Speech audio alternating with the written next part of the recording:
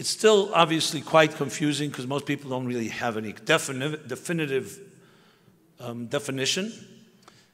But there is a prevalent, maybe the most prevalent view in the Western world on what a relationship is, or maybe more specifically, why should two people be attracted to each other and ready to commit to each other and build a home and a family. So again, I want to qualify. By no means is this an exhaustive discussion on every variation of the theories, but it's one good theory, it's a pretty predominant one, and I'll contrast that with what we'll call the Torah theory. And I'm not here to make a case for one or the other. I think it'll be pretty obvious what resonates. So the first model, I'll call it the Darwinian Freudian model. And we'll do it through the lens of a philosopher known as Schopenhauer. And what I'm going to say now will sound to you a little exaggerated, but it's not. You can look it up. And Schopenhauer writes, based on the theories of evolution, is this. The prevailing and the most powerful driving force in life, in every species of life, whether it's the vegetable world, the vegetation, the animal kingdom, or the human, is one word: the perpetuation of the species. Perpetuation. Because the cardinal rule of existence, sometimes called survival of the fittest, is that the species must perpetuate. If it doesn't perpetuate, it dies. That drives everything. And I'm sure you've read, you can read today in newspaper accounts, in articles, academic research papers, anywhere. Everything is explained with that. Why we choose the mates we choose. Why animals are always looking. The female are looking for the best genes. That's why they want the males to fight with each other to see who's more powerful. And the males look for the most nurturing genes. Everything. Even happiness. Even altruism is explained with this theory. Because for preservation of the species, or perpetuation of the species, we need to be kind to each other because we need to coexist. So everything is based on that principle. In Richard Dawkins' words, the great radical atheist, he says in his famous book, it's called The Selfish Gene. The selfish gene. The gene itself is selfish because all it cares about is me, me, me. And how am I going to perpetuate myself? How am I going to spread my seeds? So Schopenhauer, based on that, takes it to the logical conclusion. He says, okay, if that's the driving force, so let's get rid of all the smoke screens, and as unpopular and uncomfortable it may be, a relationship is actually a myth. It's all about getting male and female together to breed so the species can continue. And animals have it right. They do it efficiently, and that. Human beings have evolved into mutations. That's what he calls it. And it's a mistake of evolution. It turned into something that it should never have become. A whole process called courtship and romance. You know, by elephants or other animals, they don't need to say, hey, you want a drink? Or let's hang out, let's go to a museum, a movie, and all that, how much money has to be spent, and all the aggravations and all that. Is she interested in me? Is he interested in me? You know, the whole thing. They do what they have to do. They go through certain maneuvers, and that's it. Very efficient. The human race, we've turned this into a whole thing. Trillions of dollars. And the illusion, in his words, an illusion that we really care for each other. He says that's evolutionary trick to get two people basically to breed. And it became very inefficient because humans, their minds evolved too quickly. Their pride, they can't accept that there's just two bacteria mating. And they've turned it into a whole thing. And romance and flowers. Like that ad, that city, what is it, one of these credit card ads, where you see a woman gets a bouquet of flowers, and on top it says she's thinking, was it love or was it the miles? You know? So it's a whole process, and you all know everybody goes through it. And he basically says, let's shatter this illusion called romance and courtship, because that's not what it is. It's basically the species needs to perpetuate, and humans who are mutations have distorted the whole picture. Now, I'm sure you would agree, not very romantic. You probably don't want to say this at a date. It's not a great pickup line. Hey, you want to breed? You know? But that's essentially what he writes. And obviously, as he makes it clear, no one's going to advertise this, because humans, that's exactly the point. They don't accept this version. But it is the prevalent theory, and you ask scientists, they will say exactly right. But again, it's not popular to put it this way, so it's packaged a little differently. It's packaged differently. Okay, that's one model. Let's talk about the Torah model now. The Torah model, like the stark contrast, complete contrast, says it in a few succinct sentences in the beginning of the Bible, the beginning of the Torah. And what does it say? That God wants to create an entity, a creature, in God's image, Tselem Elokim. And then the verse continues. So God created Zachar Nekeva Bara Isam.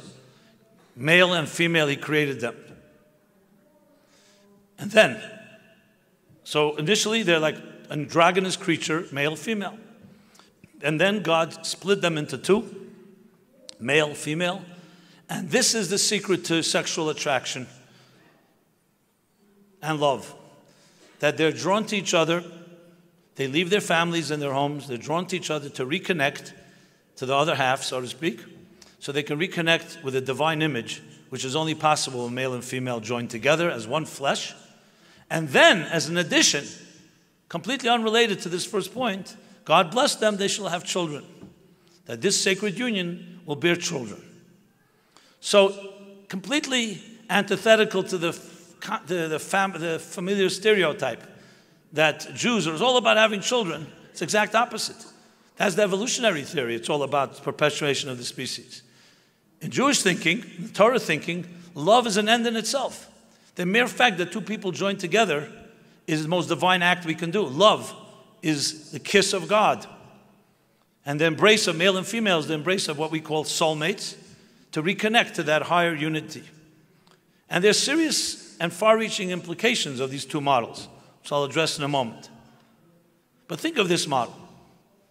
You tell me what resonates. Now, I know I'm biased. Obviously, I'm coming from the second model world. But you check it out yourselves, and it's pretty obvious what resonates, what we'd like to embrace. I can't prove that Model 2 is better than Model 1 in a scientific way, but it sure feels better, and it sure makes our relationships far more meaningful.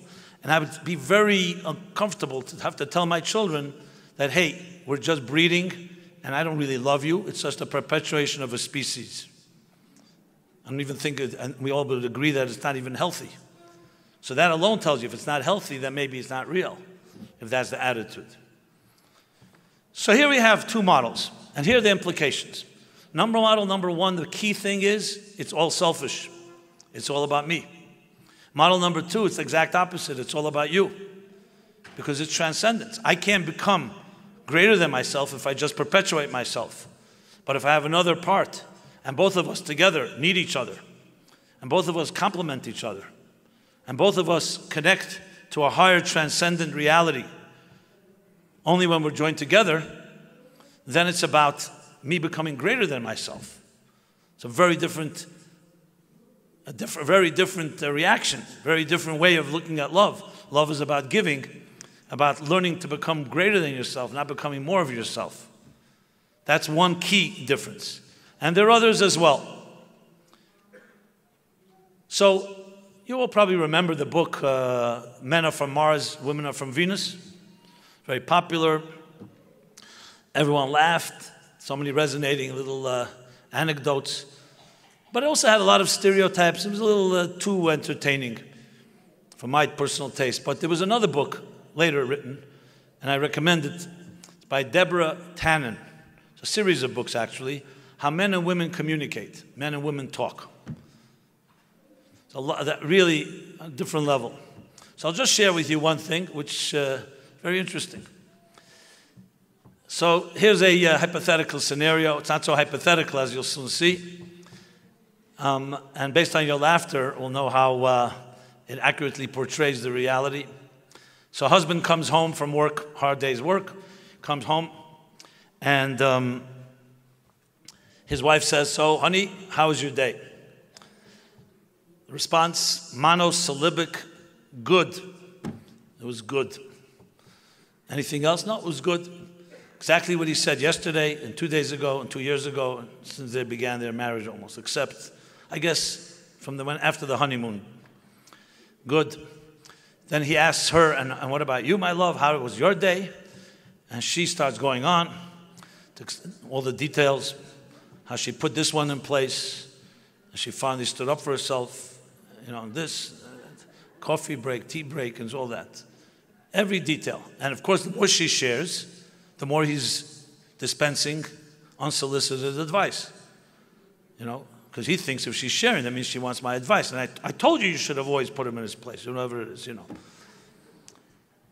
I see only the women are laughing at that. Okay. Good. And they go out to dinner. It's not over. It gets more exciting. They go out to dinner with friends, another couple. And at dinner, suddenly he comes alive. He starts talking about all his conquests and all his successes that day, and how he made this move and this sale, and it goes on bragging about everything that he accomplished that day. The more he's bragging and the more the other couple is impressed, the quieter his wife becomes and the angrier she becomes. And he keeps going on and on till a point where everybody sees the deafening silence of his spouse is very clear, very loud. You ever deal with the silence of your spouse, of a woman? What do you think is worse, a tantrum or is it silence? Of course silence, because tantrum, at least you know what she's thinking. Okay. So there it is, the silence. It's very clear something's wrong. He has no idea, because he doesn't have a clue. They say about computers, are they masculine or feminine? So one of the arguments that a computer is masculine is because it's full of data, but it's clueless. So he's clueless, and there she is, real angry, and he has no idea. And she starts making with her eyes, she was signaling to him. So they go out to the powder room or whatever. She says, I want to go home. We're having a great time. The main course hasn't even been brought. And I want to go home immediately. What happened? With everything beautiful. We're sitting, beautiful dinner, beautiful place. He has no idea. I'm going home. Either come with me or you stay. Obviously, he's not staying. So they come back with some cockamamie excuse, some emergency, and they're off.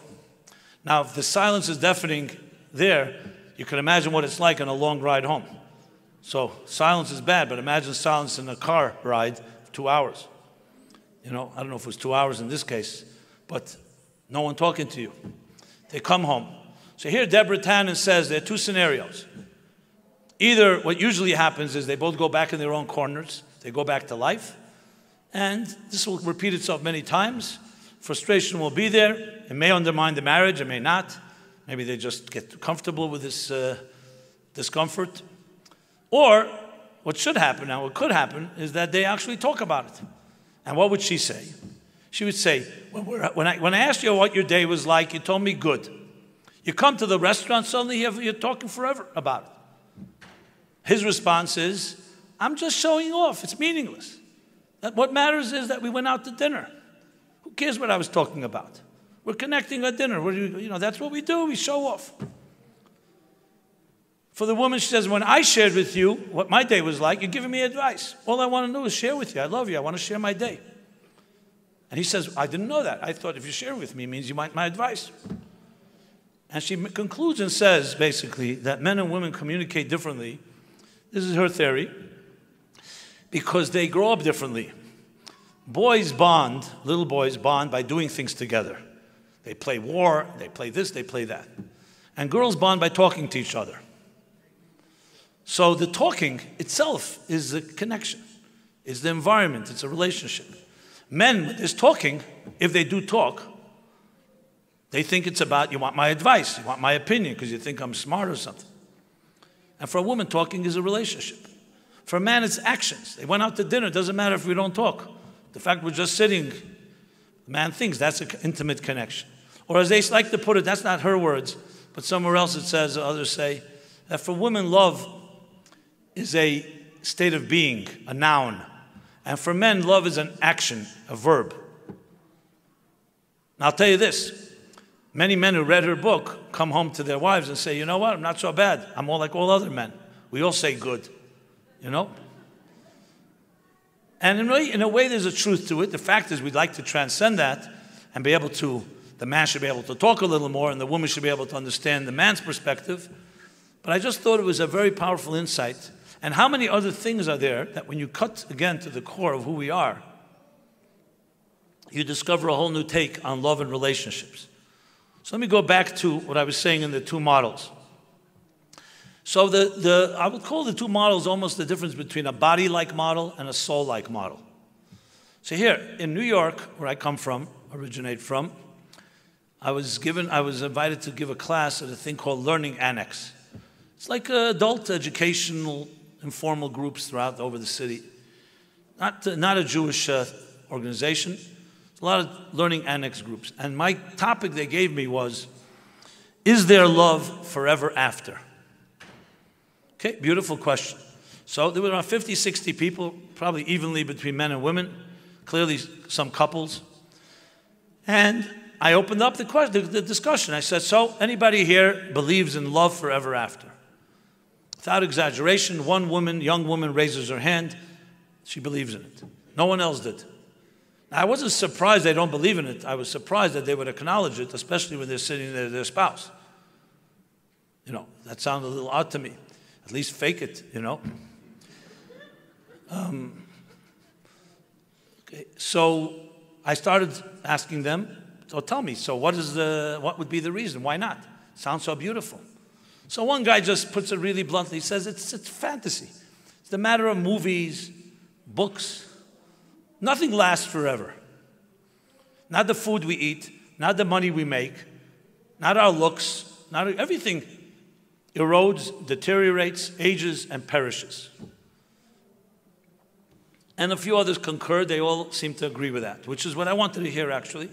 So I said, so you're absolutely right. So why would suddenly love last forever? Why? One thing of all things that we do as mortals last forever? Okay. So I said, you're right. But here I want to introduce another ingredient into the equation. So generally speaking, in relationships, you talk about compatibility. So there's three basic compatibilities that everybody can relate to. One is physical compatibility. Two people are attracted to each other, physically, sexually. Then there is emotional compatibility. That's a little more than that. Why? Because you can fall in love with someone that looks in a model in a magazine, and then you meet them and there's no one there, and you have no emotional connection. And then there's intellectual compatibility. You share ideas, you share ideologies, even. You respect each other's intelligence, there's conversation, there's argument, whatever. Okay, so I said this to the group, and I said, so what do you think? So one woman says, if I had one out of the three, I'd be happy. You know? 2 out of the 3 is like, would be perfect. 3 out of the 3 is a complete miracle. Okay, interesting. So I said, well, let me throw in a fourth. Just we're already there, might as well throw in a fourth ingredient. And we'll call it spiritual compatibility. What is spiritual compatibility? Simply this, 2 people who share a vision together. A vision. What kind of mark they want to leave in this world. What kind of home they want to build. What kind of children. When people come into their environment, what vibe do they want to give off? That's the fourth. And the fourth is completely different than the first 3. The first 3 are important. They're vital. But the first 3 are subject to the laws of mortality, because physical looks change, emotional interests change. Sometimes you actually get bored with something you're used to, and you look for another emotional stimulation. And intellectual interests change. But the fourth does not. A vision is something that is enduring. How you manifest that vision can change. But you look at any couple, and I've studied, I've witnessed it, I've seen it in my own family. People who, God bless them with long life, may be married 60, 70 years. They may be 90 years old, but they have a certain sparkle. I'm not saying everyone, but they have. And you look at what do they have others don't have? They share something that's more than, that's beyond and transcends the things that change. Their vision of life never changed. And they still connect on that level. Just as when they were 20-year-old sweethearts. And everybody in that room, as skeptical and cynical as they were, completely embraced this. As a matter of fact, the guy that was most cynical said to me, what you said was very powerful. The only thing I wonder is how come no one ever told this to us? That's exactly right. No one ever told this to us. We're left, as I said at the outset, on our own. You're thrown into a world, relationships. Now you go figure it out. Which teenager can figure anything out? And the hormones are working. The attraction is there. And it's not like you could just sit down and go, okay, I'll go for a course on love and relationships and then I'll get back to you. So we're thrust into it. And then once we experience it and we lose our innocence, so to speak, then whatever happens, happens. And if you're lucky, you're lucky. And if you grew up in a good home, as I mentioned, a good nurturing environment, great. And if you didn't, too bad. And then all kinds of things happen in the relationships. But imagine if we could train and educate our children from the youngest of age. Obviously, when they're capable of understanding. Well, they're even capable from the earliest age by seeing nurturing, loving parents. So if they saw all these 4 compatibilities, but especially the 4th, from the youngest age, and then you teach it to them very deliberately, not just by accident or you expect them to go find it somewhere. It's a whole different way of looking at the human being. Because you know what other thing they'll be exposed to is the other model. Because that's what's taught in the schools, and that's essentially by osmosis is the prevalent way of thinking. Not that everyone's going to read Schopenhauer or Darwin, but that's the general mood. Relationships equate with commitment, equate with sanctity. Ask most people in the Western world, not necessarily. Why should a relationship equate with commitment? Maybe just about mutual sexual pleasure, which maybe is not exactly Schopenhauer's words, but it basically comes down to me, me, me, and that's when it's over with. Why should I be committed? I know a guy, he came to me so proud, he says, you know, I finally mastered a relationship where I have no commitment. So I said, really, that's very admirable. What does she think about it? She says she doesn't know yet, you know? Okay, beautiful. Now I understand if there's commitment and nothing else, you need to have the other compatibility. But at the end of the day, what Judaism really teaches us is an unbelievable gift. It's not even a religious concept. Is that love is more than you. Is that something so frightening? Yeah, if you're a selfish narcissist and it's all about me, that can be frightening. The guy goes on a date with a young woman, and for 2 hours he's talking about himself. He's talking about himself, you know, and then after 2 hours, she waits patiently, and then he says, okay, enough about me. Now, what do you think about me? Okay? So there you have 2 levels of narcissism. The first one, he talks about himself, and then this narcissist thinks he's actually being benevolent because he's giving her equal time to talk about him. Didn't even consider that maybe there's another person here. So yes, some people, frankly, are trained that way, or they maybe by default, and they've just gotten spoiled. But then you hear the concept, especially when you're younger and impressionable, that a relationship is the only way you can really transcend yourself, a place you can reach God, you can reach higher purpose, values that are beyond you, a way you can get beyond your subjectivity because you have another person with a different opinion, a different personality. And there's also the other compatibilities that work together. It's very refreshing, extremely refreshing. And it's not something that has to necessarily in any way count. It's not like saying, oh, you're a religious person, that's how you believe it. I don't look at it that way at all. I think it's the most important psychological insight that our world needs to hear. And that's the Torah's view. So the message and the formula, of course, is this, that if you are able to look at your life from the eyes of the soul instead of the eyes of the body, that's the key. And that begins at the earliest possible age.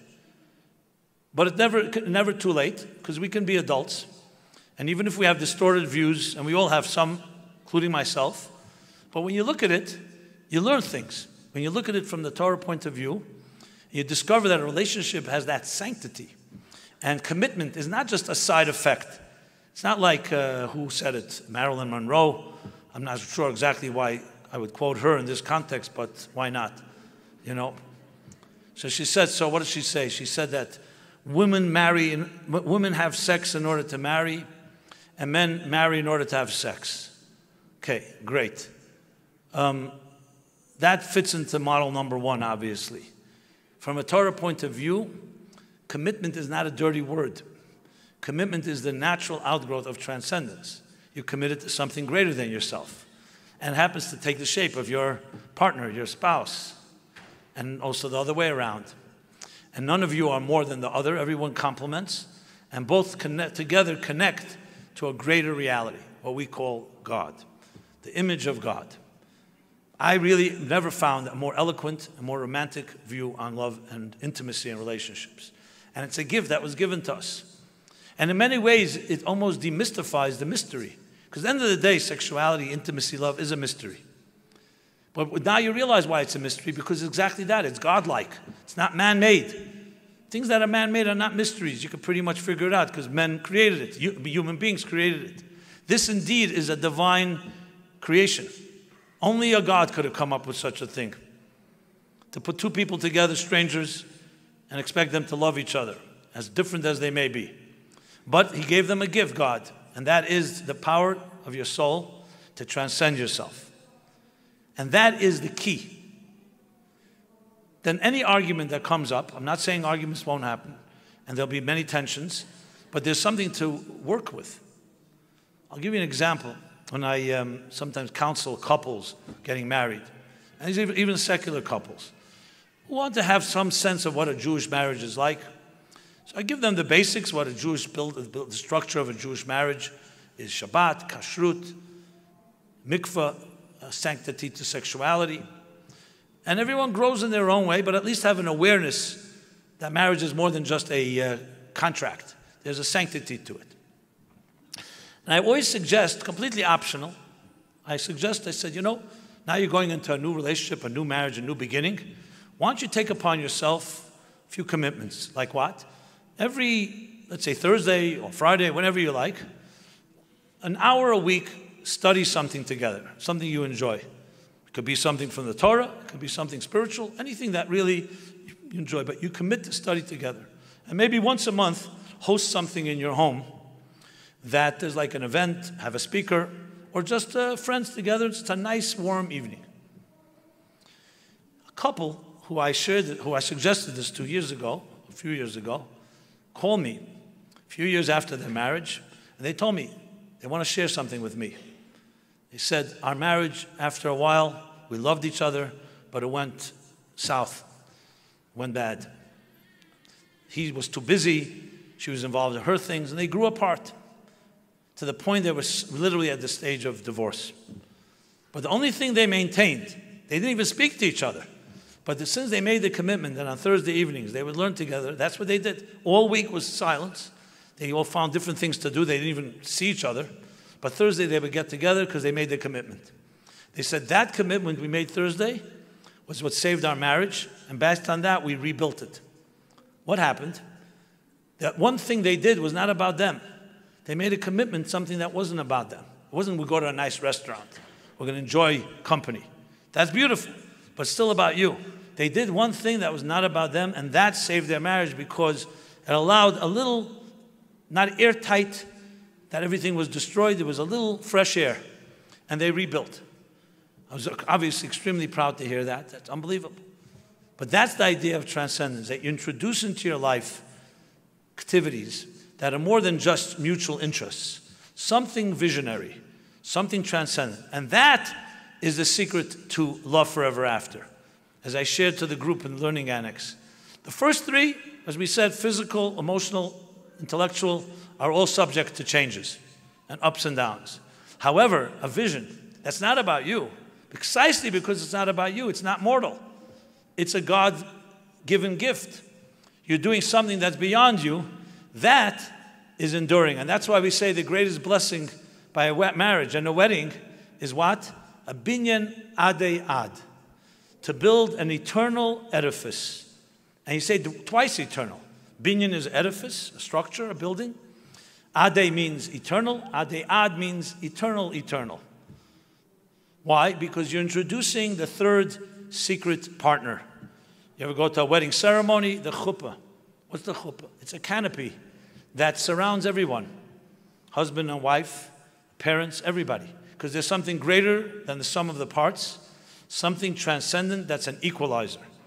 We introduce that into the relationship, and then you have an enduring element that can bless the marriage to be forever after, because it's no longer human.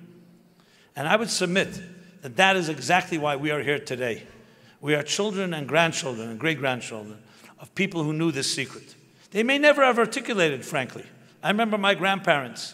They would have these ridiculous fights, but they loved each other, and they didn't even know how to say, I love you. Not in English, not in Yiddish, and not in Russian. Now, I'm not saying today we need to say it. I know for some reason, if I don't say I love you, it's not, something's missing. But they loved each other. I saw it. I breathed it. It was an innocent world. There's no question that generations had that vision. Maybe it was due to our oppression. You know, when you're suffering and you're being discriminated against, it forces you to strengthen your inner world and your inner life, because you have nothing but transcendence. Today it's more challenging because we have too much leisure, which is a blessing. We have a lot of comforts. And comforts tend to cause people to wander and forget, and is not a good ingredient to crystallizing your value system. I don't know South Africa that well, but in the United States, America, you ask young people, tell me, what are you ready to fight for? What are you ready to die for? I don't mean physically die for. Something they'll usually tell you either a video game or sports or something like that. They won't even consider the option, some transcendent vision about life. It's not something you're trained to think about. Fight for money. I want to be really rich. Why? I could do everything. I mean, it's almost primitive if you think about it. So yes, in times of difficulties, you tend to crystallize your values. And today, with ease, you know, we're comfortable.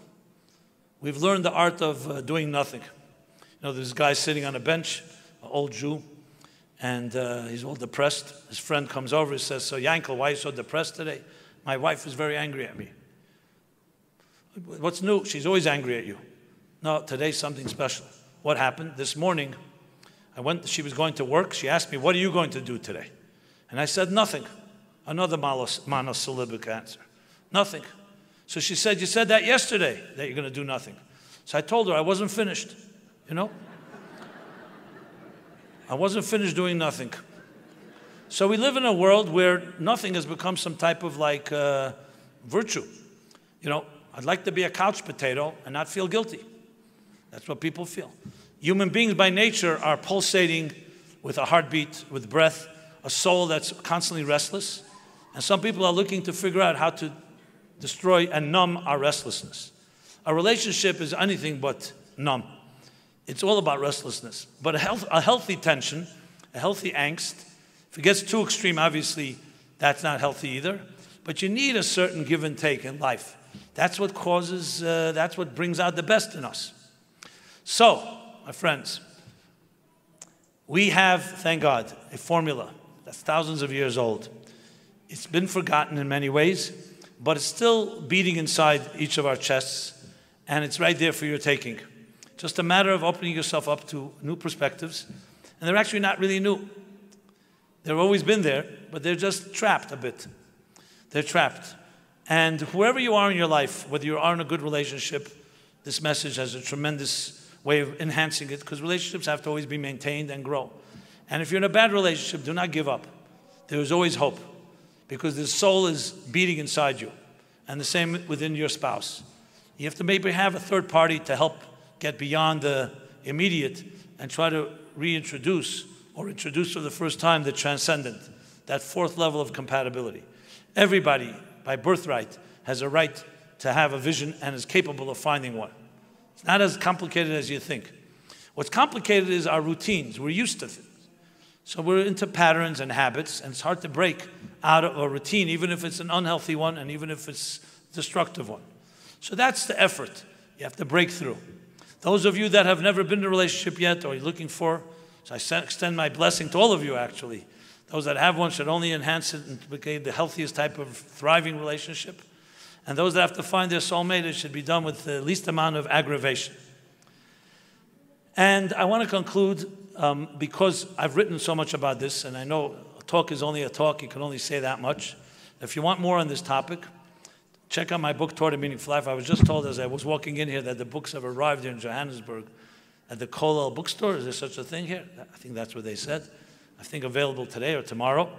Or you can find it online. And also, please visit my website, meaningfullife.com. Very easy, meaningfullife.com/live. And you can find a whole bunch of, we prepared a bunch of free materials and subscriptions that you can take advantage of. And please see me, even though I come from another part of the world, we're one family. Souls are connected. You know, bodies separate us. And for me, it's the greatest honor to be able to intersect with the journey of other people's souls. It's been very gratifying to be here for that reason. That's how I always look at things, that every community has its powers, and to meet new people or people I know, and just have that majestic synergy of different ways of looking at things, and yet we're all part of one larger picture. That's a vision way of looking at life. It's been a great pleasure and honor, so I want to thank you all for that. And as I said, I hope that each of you find your spiritual destiny and find the person to share that journey with you, and realize there's much more to life than the immediate instant gratification, that you have a great, great mission and a great, indispensable contribution to make to this thing called the history and the story of life. Thank you very much.